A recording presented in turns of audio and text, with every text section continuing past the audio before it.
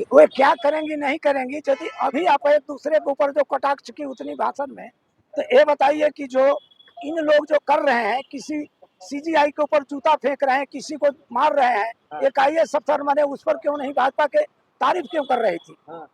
तो तारीफ करने से स्पष्ट होता है कि ये कानून नहीं लोगों को मूर्ख बना रही है। अब इनको जो है बहुजनों से कोई मतलब नहीं है।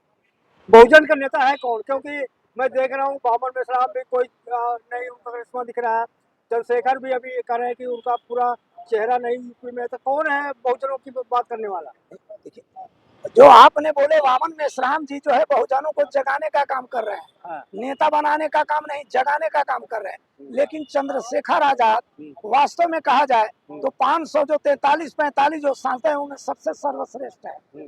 अभी जितने जो मुखर होकर आवाज उठाते हैं, अभी तक किसी में हिम्मत नहीं है जो संविधान की रक्षा करने की बात करते हैं। आप चंद्रशेखर की पार्टी को क्या?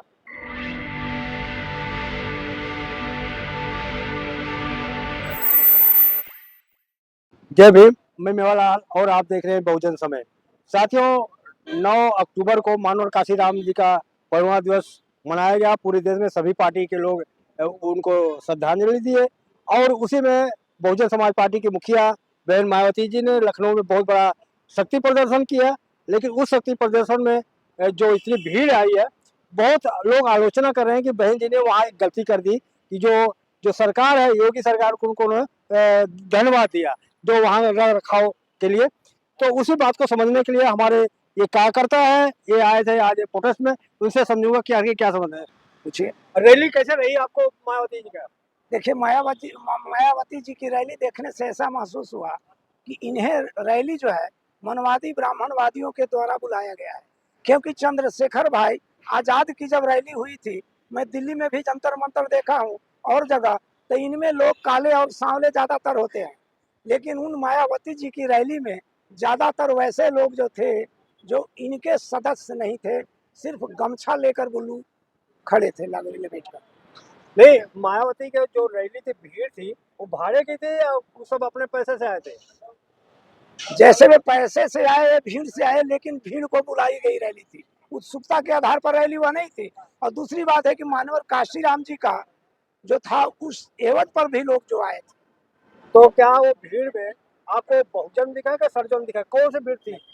वही मैं बता रहा हूँ कि जो चंद्रशेखर रावण की जो रैली होती है आजाद की, उनमें जो है से ज्यादातर काले सांवले होते हैं। इस रैली में ज्यादा गोर गोर के होते हैं। और रैली ऐसा देखने से मालूम होता है कि ये मनवादियों लोगों ने इसे कंसल्ट करके भाजपा से, और उन्होंने रैली में लोगों को भीड़ को बटोरे। मायावती ने एक बात कही है कि अब लोग पलायन नहीं करेंगे, अब जो रोजी रोटी है हम उत्तर प्रदेश में ही मुहैया कराएंगे जब हमारी सरकार बनेगी। ये बात तो सच्चाई है इसमें? नहीं, ये सच्चाई नहीं है। पलायन जो है वो होता रहेगा। एक अच्छे लोग जो पढ़ते हैं और पढ़े हैं, वो भी पलायन करते हैं तभी जाकर पढ़ते हैं। ऐसा नहीं है कि इसे उत्तर प्रदेश में ही उनको हर रोजगार मिल जाएगा, ऐसा नहीं है। मैं ये कह रहा हूँ, क्या आप मायावती जो कही है, उन्होंने कहा कि जो वहाँ का कानून व्यवस्था पे उन्होंने कहा कि जिस तरह से कानून व्यवस्था जो है, जो समाज के हित में नहीं हमारी सरकार बनाए आएगी, हम बदल देंगे। तो क्या आपको सच्चाई नहीं लग रहा है वो करेंगी? देखिए वे क्या करेंगी नहीं करेंगी, यदि अभी आप एक दूसरे के ऊपर जो कटाक्ष की उतनी भाषण में, तो ये बताइए कि जो इन लोग जो कर रहे हैं, किसी सीजीआई के ऊपर जूता फेंक रहे हैं, किसी को मार रहे हैं, एक आईएएस अफसर माने उस पर क्यों नहीं भाजपा के तारीफ क्यों कर रही थी? तो तारीफ करने से स्पष्ट होता है कि ये कानून नहीं लोगों को मूर्ख बना रही है। अब इनको जो है बहुजनों से कोई मतलब नहीं है। बहुजन का नेता है कौन? क्योंकि मैं देख रहा हूँ बामन मिश्रा भी कोई नहीं उनका करिश्मा दिख रहा है। चंद्रशेखर भी अभी कह रहे हैं कि उनका पूरा चेहरा नहीं यूपी में। तो कौन है बहुजनों की बात करने वाला? देखिए जो आपने बोले वामन मेश्राम जी जो है बहुजनों को जगाने का काम कर रहे हैं, नेता बनाने का काम नहीं, जगाने का काम कर रहे हैं। लेकिन चंद्रशेखर आजाद वास्तव में कहा जाए तो 500 जो 43-45 जो सांसद हैं उनमें सबसे सर्वश्रेष्ठ है। अभी जितने जो मुखर होकर आवाज उठाते हैं, अभी तक किसी में हिम्मत नहीं है जो संविधान की रक्षा करने की बात करते हैं। आप चंद्रशेखर की पार्टी को क्या? नहीं, मैं पार्टी का नहीं हूँ, मैं किसी पार्टी का नहीं हूँ। मैं बहुजन क्रांति मोर्चा का एक छोटा सा सदस्य हूँ। तो मैं ये कह रहा हूँ कि जो मानवर काशीराम का जो शिष्य है, आप किसको मानते हैं? बहन जी को मानते हैं, चंद्रशेखर को मानते हैं, या वामन विश्राम को मानते हैं। नहीं, उस मुद्दे पर चंद्रशेखर जो है, चंद्रशेखर आजाद हैं, तो उस मुद्दे पर वामन मेश्राम के ये तुलना अलग है। वामन मेश्राम जी जगाने का काम कर रहे हैं, लेकिन ऐसे जो है सड़क पर उतर कर जो करने वाले हैं वो हैं चंद्रशेखर आजाद, बहन मायावती जी नहीं है। लेकिन चंद्रशेखर के बारे में कहा जाता है कि जो नौजवान है उनको जेल में बंद करा देता है, कहीं न्याय नहीं देते। नहीं नहीं, ऐसे जो है अफवाह उड़ाया जाता है। चंद्रशेखर आजाद ऐसा नहीं कर सकते हैं, ना कभी किए हैं, बल्कि वो किसी पर अत्याचार भ्रष्टाचार होता है तो वहां पर पहुंचकर उसका सामना करते हैं। ये भी ऐसा देखा गया। ये भी कहा जा रहा है कि ये बीजेपी का, आरएसएस का भेजा हुआ दूत है। नहीं, ये जो कहने वाले जो लोग हैं तो ये कहने वाले आपस में लोगों को गुमराह करा के अपना जो है काम निकालने के लिए कहते हैं। जैसे वामन मेश्राम में भी कहते हैं कि वो इनके हैं उनके हैं, तो ये सभी लोग ऐसा काम करते रहते हैं। तो आने वाले समय में क्या लगता है कि जो राहुल गांधी जगह जगह ये संविधान लेके घूम रहे हैं और संविधान में बार बार हिंदुस्तान कर रहे हैं, कि वाकई में ये संविधान बचाने की लड़ाई लड़े कि वोट का कारण है? देखिए, सबसे पहले ये बात है कि भारत को हिंदुस्तान कहने वाले लोग पढ़े लिखे हैं कि नहीं। इंडिया दैट इज भारत संविधान कहता है। यदि हिंदू कहते हैं तो हिंदू तो मुगलों के द्वारा दी गई गाली थी, हरा हुआ गुलाम, काला चोर नीच। और हिंदुस्तान का मतलब होता है गुलामों को रहने की जगह, और हिंदू राष्ट्र का मतलब होता है गुलामों का देश। तो हिंदू और हिंदुस्तान कहने वाले लोग का चरित्र क्या समझेंगे? तो यह देश क्या है, भारत राष्ट्र है या हिंदू राष्ट्र है? नहीं, भारत राष्ट्र है, लेकिन भारत है। लेकिन कहा जा रहा है हिंदुओं की संख्या ज्यादा है, इसलिए ऑलरेडी पहले से हिंदू राष्ट्र है ये। हिंदू यदि है तो कौन सा ऐसा धर्म ग्रंथ हिंदू का है जिसमें हिंदू शब्द का जिक्र किया गया है? कोई ऐसा एक धर्म बताइए, धर्म ग्रंथ, जिसमें हिंदू का जिक्र किया गया हो? तो आई नहीं है। आप नहीं मानते कि ये हिंदुओं का देश है? नहीं, हिंदुओं का देश नहीं है। ये जो देश है, भारत एक बौद्ध राष्ट्र था।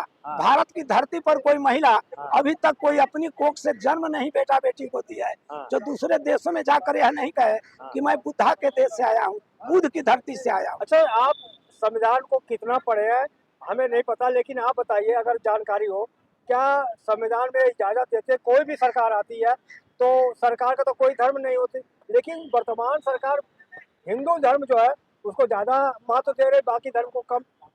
ये देखिए, अल्पसंख्यक जो मनुवादी लोग हैं, यदि ST SC OBC जो कैटेगरी में बटा हुआ है, यदि उसको हिंदू नहीं कहेंगे तो बहुसंख्यक होकर उन पर राज कैसे करेगा? तो इसलिए हिंदू कहते हैं। सर, बार बार कहा जा रहा है कि हिंदू एक हो जाओ, जात पात का करो विदाई, हिंदू हिंदू भाई भाई, इसके पीछे क्या आपको लग रहा है कि मुसलमान को टारगेट कर रहे हैं? मुसलमान कहते हैं, मुगलों के आने के पहले भारत में जो है मुसलमान कहाँ था? मुसलमान तो इनके अत्याचार से, मनुवादियों के अत्याचार से बना हुआ है, जो ST SC OBC से धर्म परिवर्तन होकर हुआ है। मुसलमान कोई देश से नहीं आया हुआ है।